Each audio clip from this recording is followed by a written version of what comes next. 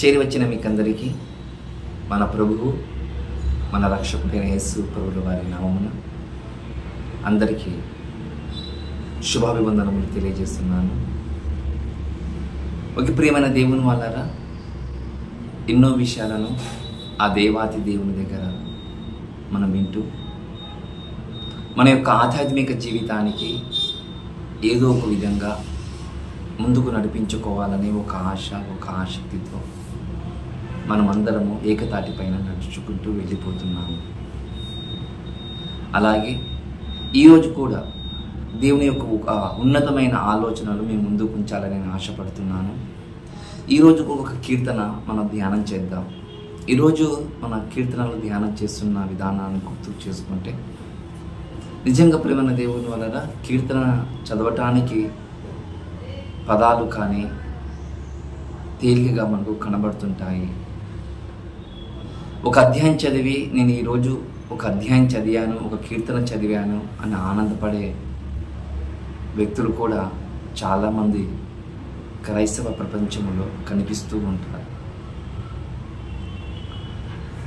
కానీ ఒక కీర్తన కాడికి వెళ్ళగానే, ఒక కీర్తన అధ్యాయం కాడికి వెళ్ళగానే చాలామంది ఇంత పెద్ద కీర్తన నేను ఎందుకు చదవాలి, ఇంత పెద్ద కీర్తన చదివితే నాకు సమయము నాకు సరిపోదు, నేను వెళ్తున్న ఉద్యోగానికి కావచ్చు, నేను వెళ్తున్న ఏ పని కూడా కావచ్చు, ఇంత పెద్ద కీర్తన చదివితే నేను సమయం కుదరదు కాబట్టి ఏదో ఒక చిన్న కీర్తన చదివి వెళ్ళిపోయే వారు ఈరోజు మన క్రైస్తవ సమాజంలో ఉన్నారు. మళ్ళీ ఎవరైతే క్రైస్తవ సమాజంలో ఇంత పెద్ద కీర్తనని ఎవరైతే ఆలోచన చేస్తున్నారో అదే కీర్తనని ముందు తీసుకొని రావాలని ఆశపడుతున్నాను. 150 కీర్తనలో అతిపెద్ద కీర్తన మీకు ఏదో తెలుసు అనుకుంటాను నేను. 119వ కీర్తన కదా?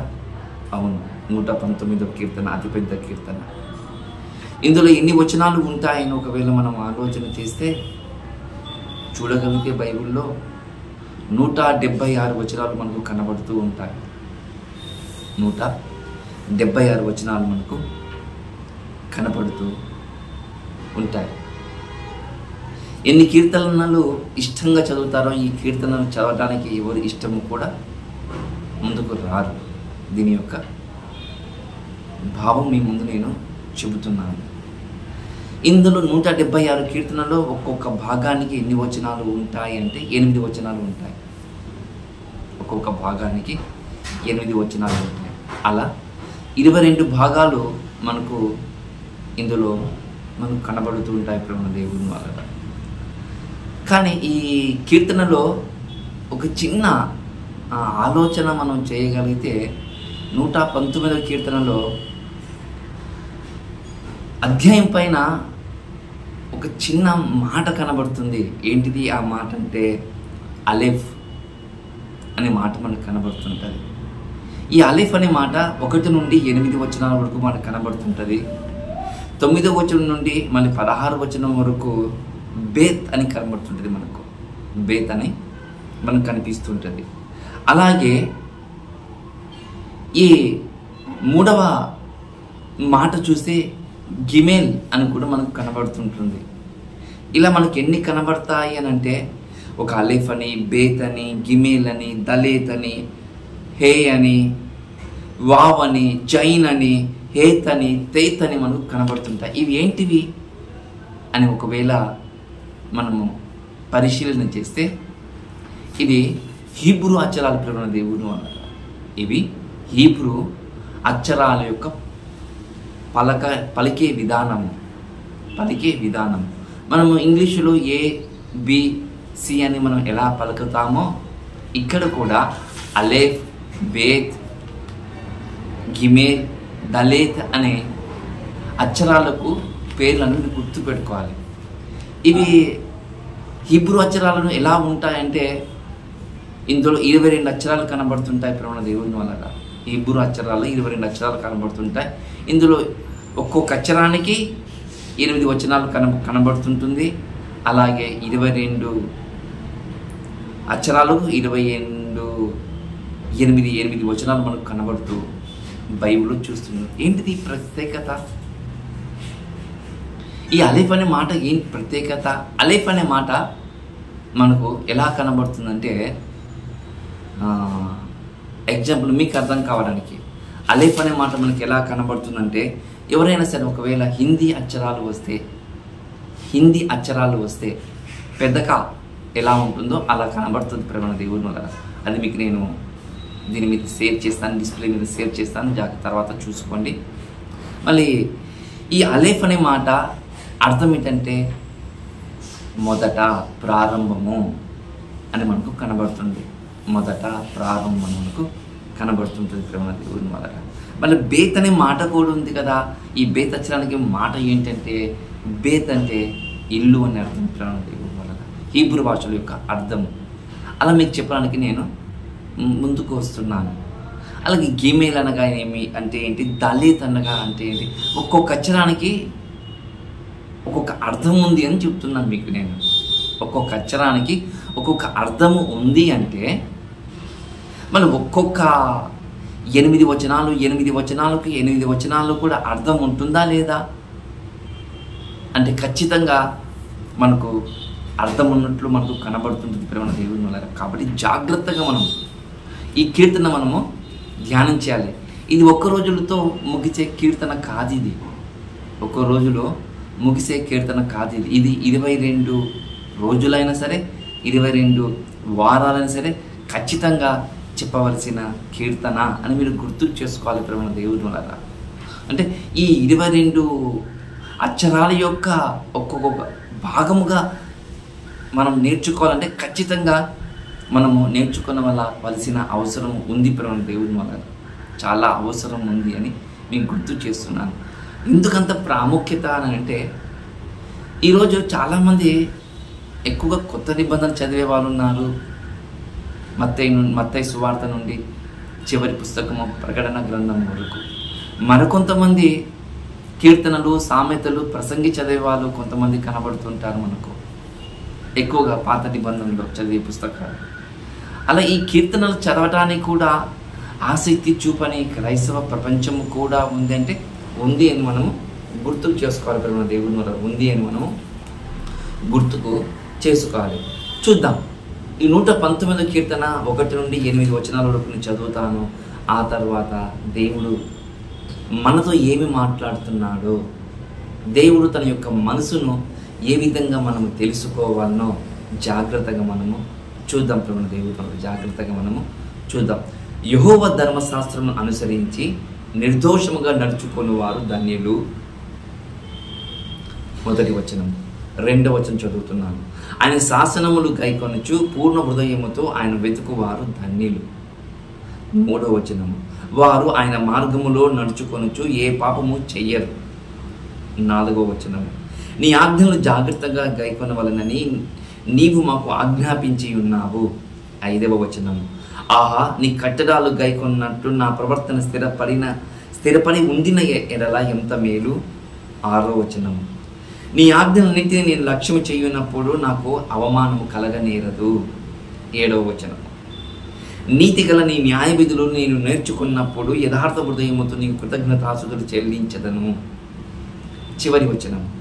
నీ కట్టడాలను నేను గైకొందును, నన్ను బొత్తిగా విడనాడకుము అనే 8 వచనాలు మనం ఈరోజు చదువుకున్న ప్రేమ దేవుని వల్ల. ఈ 119వ కీర్తన ఒకసారి మనం ఆలోచన చేస్తే, హీబ్రూ భాషలో మనకు ఏదైతే మనకు అక్షరాలు మీకు చెప్పానో, అలెఫ్, బేత్, గిమేల్, దళిత్ అని మీకు చెప్పానో, ఈ హీబ్రూ భాషలో కూడా ఈ కీర్తన ఎలా ప్రారంభమవుతుంది అంటే ధన్యుడు అని ప్రారంభమవుతుంది. ఏంటంట? ధన్యుడు అని ప్రారంభమవుతుంది ప్రేమ దేవుని వల్ల. నిజంగా ధన్యుడని ఈ యొక్క కీర్తన ప్రారంభం అవుతుందంటే అవును, ఈ కీర్తన ధన్యుడని ప్రారంభమవుతుంది. ఎలా చెప్పగలుగుతారు సార్ మీరు అంటే, ఒకసారి 1వ కీర్తన గ్రంథం ఒకసారి మీరు జాగ్రత్తగా చూడండి. ఒకసారి 1వ కీర్తన మీకు అందరికీ తెలుసు. మనకి ఏం కనబడుతుందంటే ఒక మాట మనం చూస్తున్నాం. ఎప్పుడు ధన్యులవుతాము అని అంటే యెహోవా ధర్మశాస్త్రమును ఆనందించువాడు ధన్యుడు అని మనకు కనబడుతుంది కదా. అంటే యెహోవా ధర్మశాస్త్రము ఆనందించువాడు 1వ అధ్యాయంలో మనకు ధన్యుడు అని కనబడుతుంది. అలాగే ఈ 119 కీర్తనలు కూడా అదే ధర్మశాస్త్రము ధ్యానించేవాడు ధన్యుడు మనకు కనబడుతుంది. ఇంక కొద్దిగా మీకు పరిశీలన చేయడానికి, మీకు జ్ఞానాన్ని కొద్దిగా పదును పెట్టడానికి ఒక మాట చెప్తాను. ఆ మాట కూడా మీరు జాగ్రత్తగా చూడాలని మీకు నేను ప్రభువు నామమున కోరుకుంటున్నాను. చూడండి ప్రేమ దేవుని వల్ల మనకి ఏం కనబడుతుందంటే, మొదటి కీర్తనలో యెహోవా ధర్మశాస్త్రం దీవారాత్రులు ధ్యానించేవాడు ధ్యానించేవాడు ధన్యుడు మనకు కనబడుతుంది. అదే ధర్మశాస్త్రం యథార్థముగా ఆయన ఉపదేశములు కావచ్చు, ఆయన ధర్మము కావచ్చు, ఆయన ఆజ్ఞలు కావచ్చు, ఆయన నీతి కట్టడాలు కూడా కావచ్చు.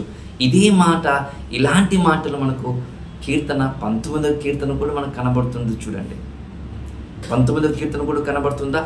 అవును, 19వ కీర్తన కూడా మనకు కనబడుతుంది. ధర్మశాస్త్రం అంటే ఏంటి, ఆజ్ఞలు అంటే ఏంటి, శాసనములు అంటే ఏంటి, మార్గం అంటే ఏంటి, నియమాలు అంటే ఏంటి, కట్టడాలు అంటే మొత్తం ఒకేసారి ఒకే గుటికాడికి వచ్చేస్తాయి. అవి ఏంటిదయ్యా అని అంటే దేవుని వాక్యము అని. ఏంటట?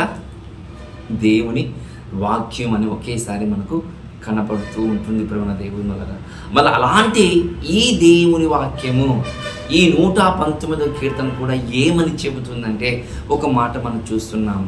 యెహోవా ధర్మశాస్త్రము అనుసరించి నిర్దోషముగా నడుచుకున్న వారు ధన్యులు. అంటే యెహోవా ధర్మశాస్త్రమును అనుసరించువారు ధన్యులు అనటం లేదు ఇక్కడ.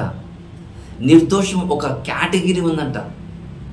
అంటే ఆయన ధర్మశాస్త్రము చదవాలన్నా, ఆయన ధర్మశాస్త్రం ప్రకారంగా మనం నడవాలన్నా, ఆ ధర్మశాస్త్రం ప్రకారముగా మనము ఆలోచన చేయాలన్నా ఒక క్యారెక్టర్ మనకు కనబడుతుంది. ఏంటిది ఆ క్యారెక్టర్ అంటే, బైబిల్ చెప్తున్న క్యారెక్టర్ ఏంటిది? ఆ క్యారెక్టర్ పవిత్రత, నిర్దోషము, పాపము ఉండకూడదు, పాపము లేనివాడు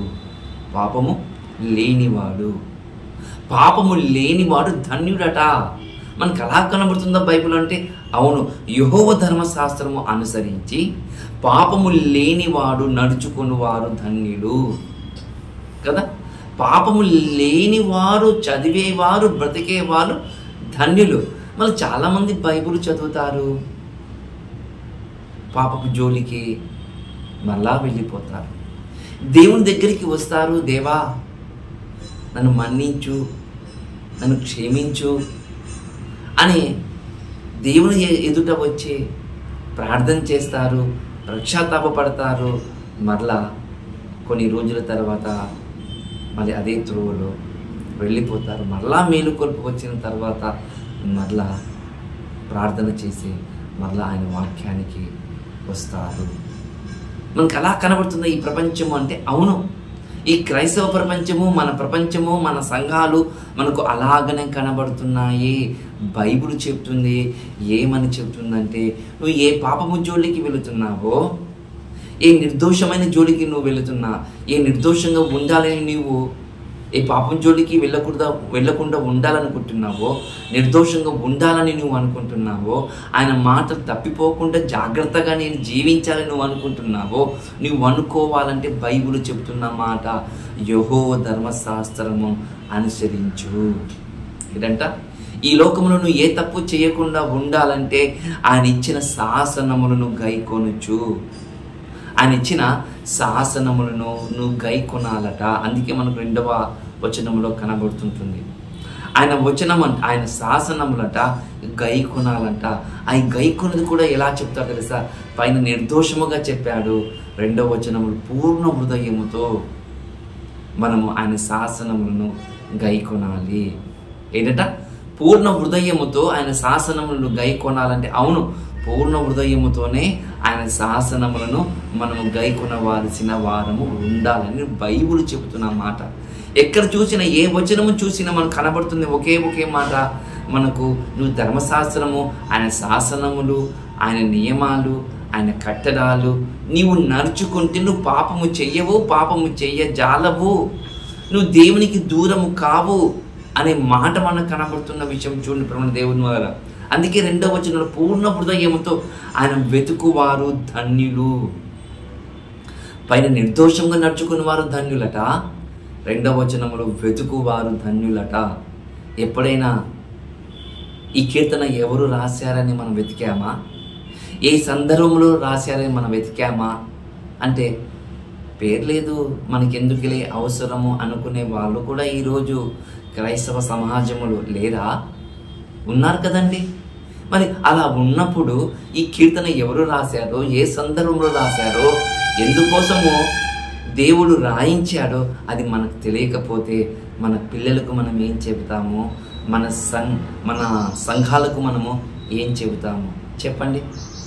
ఎక్కడికైనా సరే మిమ్మల్ని పిలిచి వాక్యం చెప్పమని ఈ 119 కీర్తన చెబితే నువ్వు వచనాలు చెబుతావు. నువ్వు ఎప్పుడు ఏ సందర్భం రాశారు సార్ అని చెప్తే నువ్వు చెప్పగలుగుతావు అని చెప్పలేవు. మనం చెప్పగలిగే విధంగా నువ్వు వెతికావా? అందుకంటున్నావు పూర్ణ హృదయముతో వెతకాలి. ఇది ఎప్పుడు రాశారు ఈ కీర్తన అంటే బబులోను చెరల నుండి వచ్చిన తర్వాత రాసినట్లుగా మనకు ఈ యొక్క గ్రంథకర్త యొక్క భావం మనకు కనబడుతుంది. ఈ కీర్తన యొక్క భావం మనకు కనబడుతుంది. మీరు గుర్తుకు చేసుకోవాలి. ప్రేమ దేవుని వల్ల మీరు గుర్తుకు చేసుకోవాలి. మరొక మాట కూడా చెప్పాలని కూడా ప్రయత్నం చేస్తాను. చాలా ఆలోచనలో కొంతమంది ఇలా అనుకుంటున్నారు, దావీదు గారు రాశారేమో అని అనుకుంటున్నారు. కొంతమంది ఎజ్రా రాశారేమో అని మరికొంతమంది అనుకుంటున్నారు. మరికొంతమంది దానియేలు గారు రాశారేమని మరికొంతమంది కూడా అనుకుంటున్నారు. ఎందుకంటే వారి యొక్క రచనా శైలి ఆ బబులోను చెరకు వెళ్ళిన తర్వాత భక్తుడు రాసిన భావజాలాలను బట్టి మనం ఆలోచన చేస్తే ఒక ఎజ్రా రాసినట్లుగా, ఒక దానియేలు రాసినట్లుగా మనకు కనపడుతూ ఉంది. ప్రేమ దేవుని వల్ల కనపడుతూ ఉంది. చూడండి, అంటే అంత లోతుగా ఆలోచన చేశారు భక్తులు. అంటే అవును, భక్తులు ఒకే కోణంగా ఆలోచన చేస్తారు. భక్తులందరూ ఒకే విధంగా మాట్లాడగలుగుతారు. భక్తులందరూ ఏకతాటి మీదనే ఆయన కొనియాడుతారు, ఆయనను స్తుతిస్తారని మనం గుర్తుకు చేసుకోవాలి. భక్తులకున్న ఐక్యత ఈరోజు మన క్రైస్తవ సంఘాలలో, క్రైస్తవ సమాజంలో, క్రైస్తవ విశ్వాసుల్లో ఒకవేళ ఉండింటే బాగుండేది. ప్రియమైన దేవుని వారులారా, లేదు. అలా లేకపోవడం వల్లనే ఒకసారి 3 వచనాలు మనం చూడగలిగితే పైన ధర్మశాస్త్రం అన్నాడు, కింద శాసనములు అన్నాడు, 3వ వచనములు మార్గములు అన్నాడు. చూడండి ప్రేమ దేవుని ఏమన్నాడంట? మార్గములు. వారు ఆయన మార్గములు నడుచుకొనుచు ఏ పాపము చెయ్యరు. నువ్వు ఆయన మార్గం నడిస్తే నువ్వు పాపం చేయవా? ఆయన ధర్మశాస్త్రం చదివితే నువ్వు పాపం చేయవా?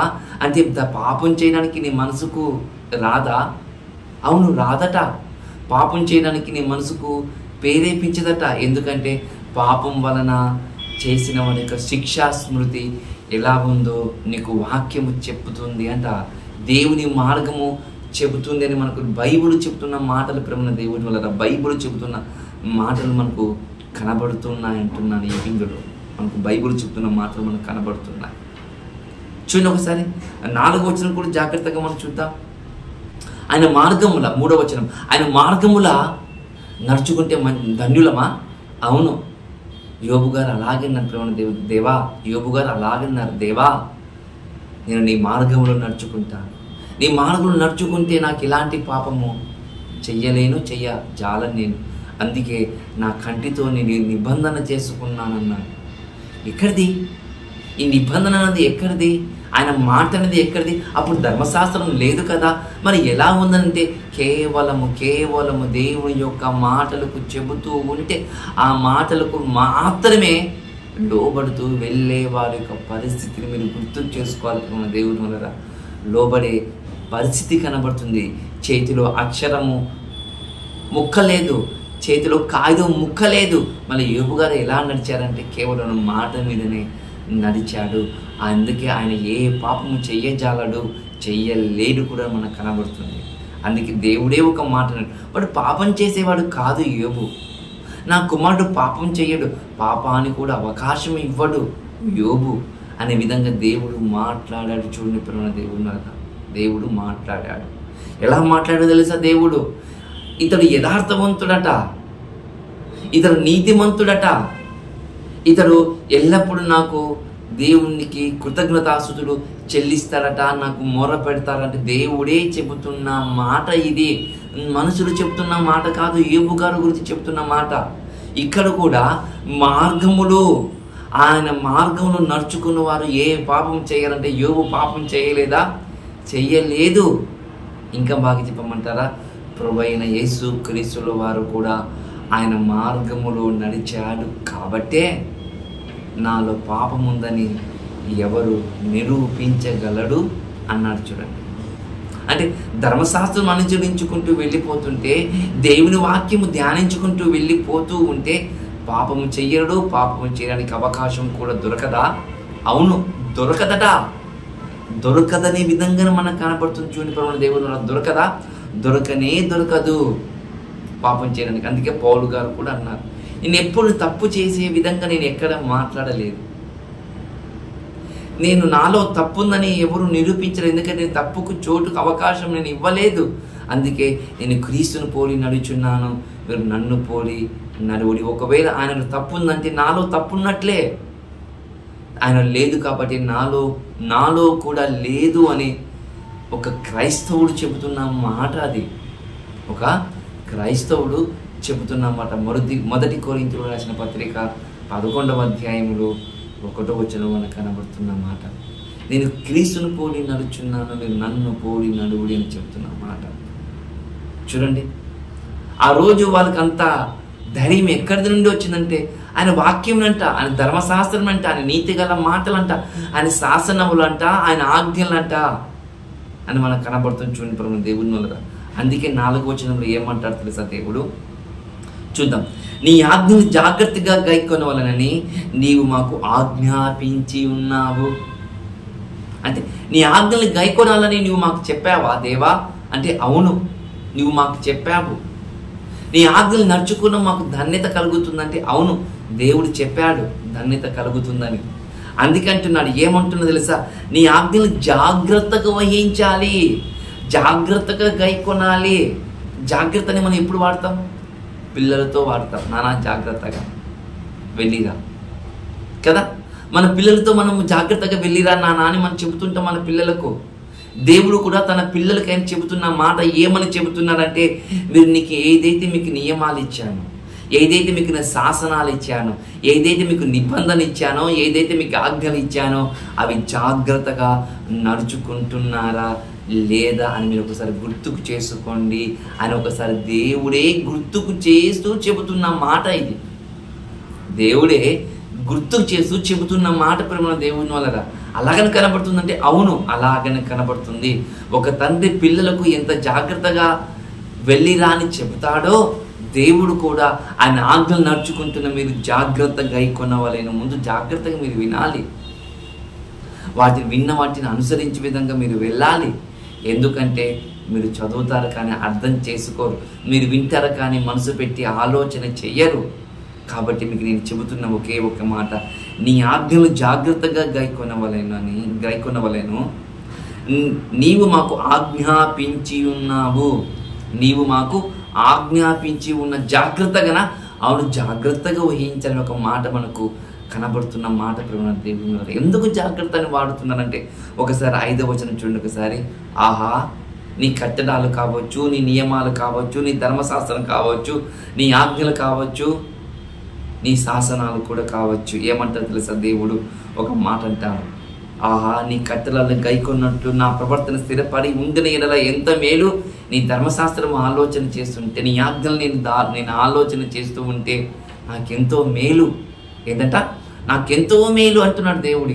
మనకు ఒక భక్తుడు చెప్తున్న మాట, నీ ఆజ్ఞల ప్రకారం నడుచుకుంటే నాకు ఎంతో మేలు తెలుసా అయ్యా. అది అద్భుతము, ఎంతో మేలట. ఒక మాట ఆజ్ఞ అంటే నేను ఒక మాట మీకు చెప్పాలని ఆశపడుతున్నాను.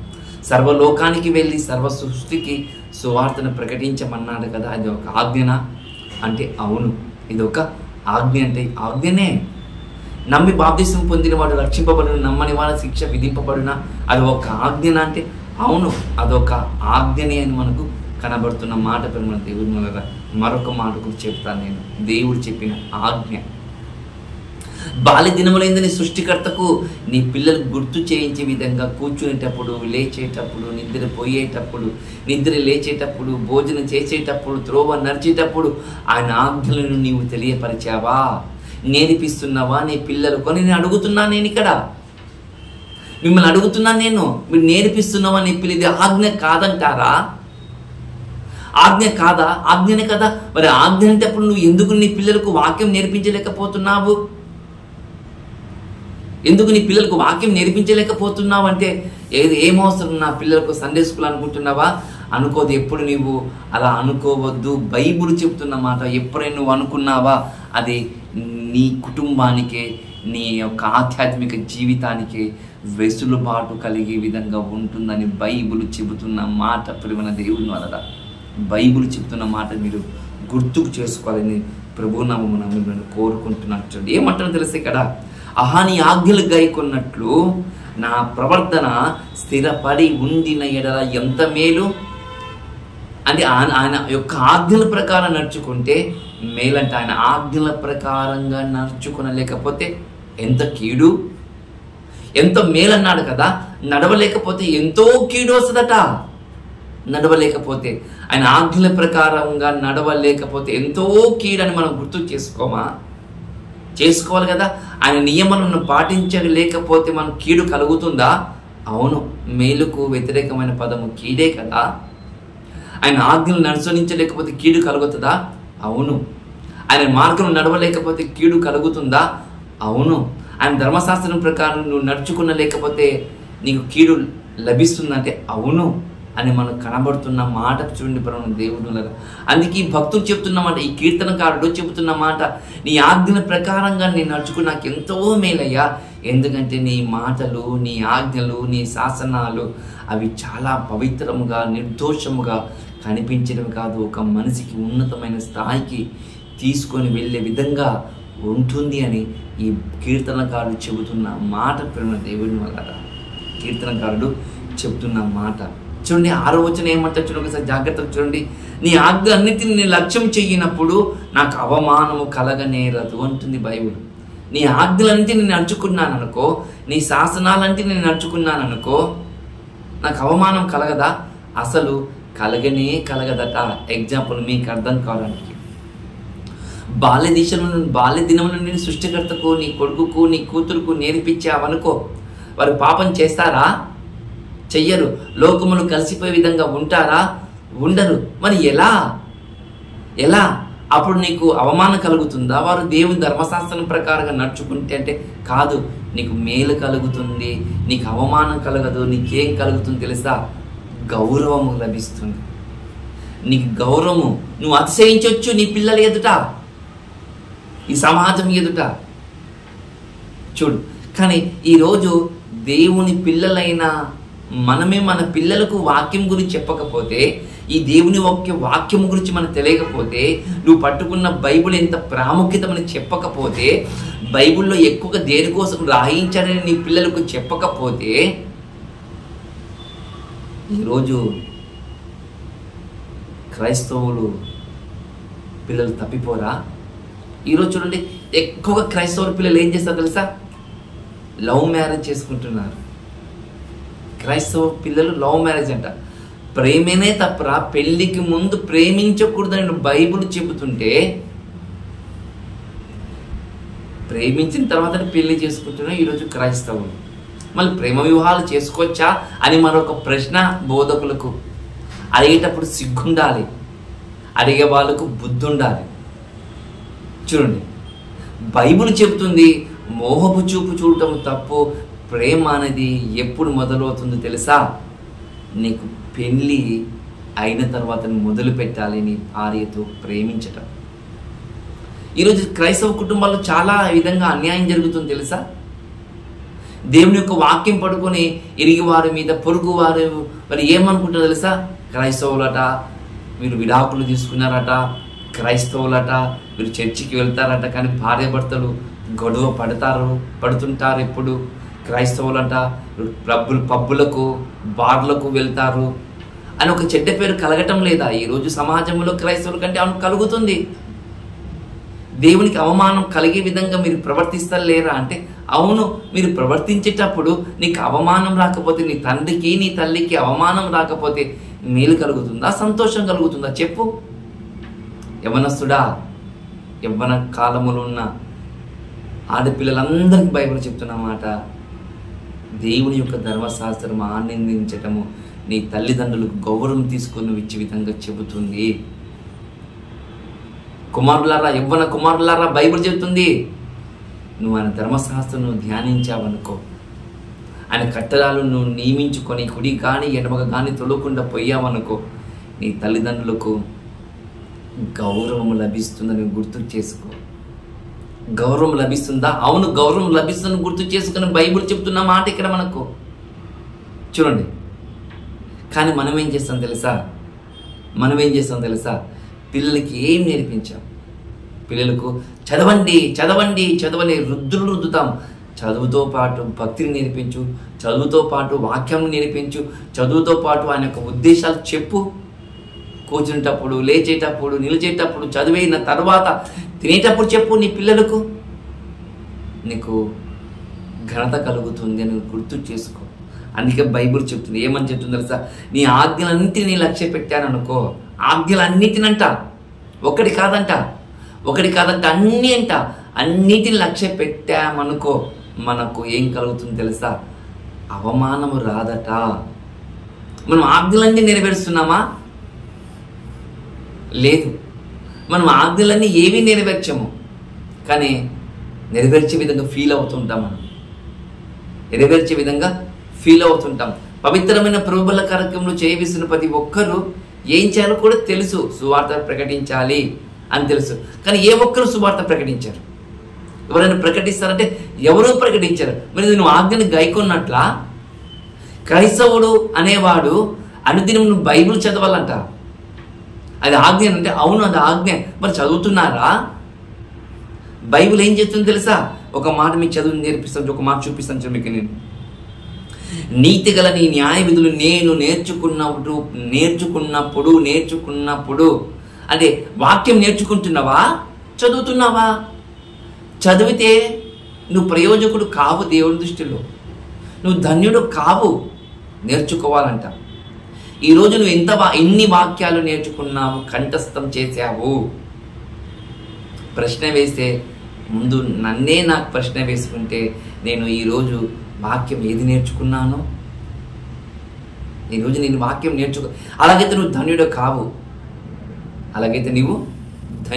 కావు. అనుదినము క్రైస్తవుడు వాక్యం నేర్చుకోవాలట. వాక్యం నేర్చుకోవాలంటే చదవాలి. చదివిన దానికి అర్థం కాకపోతే నేర్చుకోవడానికి దేవుడు ఎన్నో మార్గాలను చూపెట్టాడు. ప్రేమన దేవుని వారులారా, ఎన్నో మార్గాలు చూపెట్టాడు దేవుడు. కానీ మనం మాత్రము నేర్చుకోము. చూడండి, చదవటము దేవుడు అనలేదు. ధ్యానించువాడు ధన్యుడు అన్నాడు, నేర్చుకున్నవాడు ధన్యుడు అన్నాడు అని తెలుసా నీకు? నువ్వు నిర్దోషంగా నడవాలంటే నేర్చుకోవాలి, తెలుసా? నువ్వు నిర్దోషంగా నడవాలంటే నేర్చుకోవాలి. చదివితే నిర్దోషి కావు. నీవు చదివిన దాన్ని పాటిస్తే నిర్దోషిగా ఉంటావు, తెలుసా? ఆయన పూర్ణ హృదయంతో ఎప్పుడు వెతుకుతావు తెలుసా? పూర్ణ హృదయంతో వెతకాలంటే నువ్వు చదివితే వెతకలేవు. పూర్ణ హృదయంతో చదివితే వెతకలేవు. ధ్యానం చేయాలి. ధ్యానం చేసినప్పుడు అప్పుడు నువ్వు ఆయన వెతుకుతావు. నాకు ఈ వచనం ఈ రోజు నాకు సంతోషం కలిగించింది అని చెప్పే విధంగా నిలబడే విధంగా మాట్లాడుతావు అని గుర్తు చేసుకోండి ప్రేమైన దేవుని వల్లారా. ఇది మనం చదివిన ఈ యొక్క 6-7 వచనాల యొక్క భావం. ఏమని చెప్తుంది తెలుసా? నేను ఈరోజు ఈ వాక్యం నేర్చుకున్నాను దేవా. ఈ వాక్యం నేర్చుకున్నప్పుడు నాకు ఇది అర్థమయ్యింది. దేవా నీ కృతజ్ఞతాస్తుతులు నేను ఎప్పుడైనా తెలిపావా? ఒక చక్కటి పాట రాసి, సొంతంగా పాట రాసి, ఆ పాటకు ఒక లయను క్రియేట్ చేసి, దేవా ఈ పాట రాసి నేను ఎప్పుడైనా దేవునికి బోత్ ఆఫ్ థ్యాంక్స్ చెప్పావా నేను అడుగుతున్నాను. దేవా నీ ఈరోజు 5 అధ్యాయాలు చదివాని, ఈ 5 అధ్యాయాలు నేను మనసు పెట్టి నేను ఆలోచన చేస్తే కొన్ని నీ యొక్క ఆంతర్యమైన రహస్యాలు నాకు బయటపడ్డాయి దేవా అని ఎప్పుడైనా ఆ దేవాతి దేవుని కృతజ్ఞతలు చెల్లించావా అని అడుగుతున్నాను నేను. లేదు కదా? లేదు అనే విధంగానే మనకు కనబడుతున్న మాట చూడండి ప్రేమ దేవుని వల్ల. అందుకంటాడు నీతిగల ధర్మశాస్త్రము, నీతిగల న్యాయ విధులు, నీతిగల నీ శాసనములు నేను నేర్చుకున్నప్పుడు యథార్థ హృదయముతో నేను నీకు కృతజ్ఞతాస్తుతులు చెల్లిస్తాను. ఎప్పుడంట? ఆయనకి ఎప్పుడు కృతజ్ఞతాస్తుతులు చెల్లిస్తావు తెలుసా? యథార్థపూర్వకముగా నువ్వు నేర్చుకున్నప్పుడట. నువ్వు నేర్చుకున్నప్పుడు ఆయనకు యథార్థమైన హృదయముతో నీవు ఏం చేస్తావు తెలుసా? కృతజ్ఞతాస్తుతులు చెల్లిస్తావు. కృతజ్ఞతాస్తుతులు చెల్లిస్తామనే మాట మనకు చెబుతుంది. చూడండి మన దేవుని వల్ల. అవునంటే అవును, అలాగని కనబడుతుంది మనకి ఇక్కడ.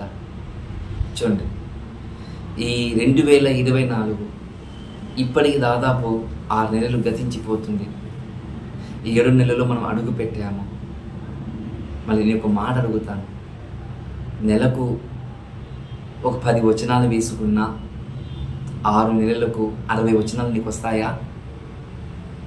6 వచనాలు నీకు వస్తాయని అడుగుతున్నాను నేను ఇక్కడ నేను. నెలకు 10 వచనాలు చాలండి కంఠస్థం చేయడానికి.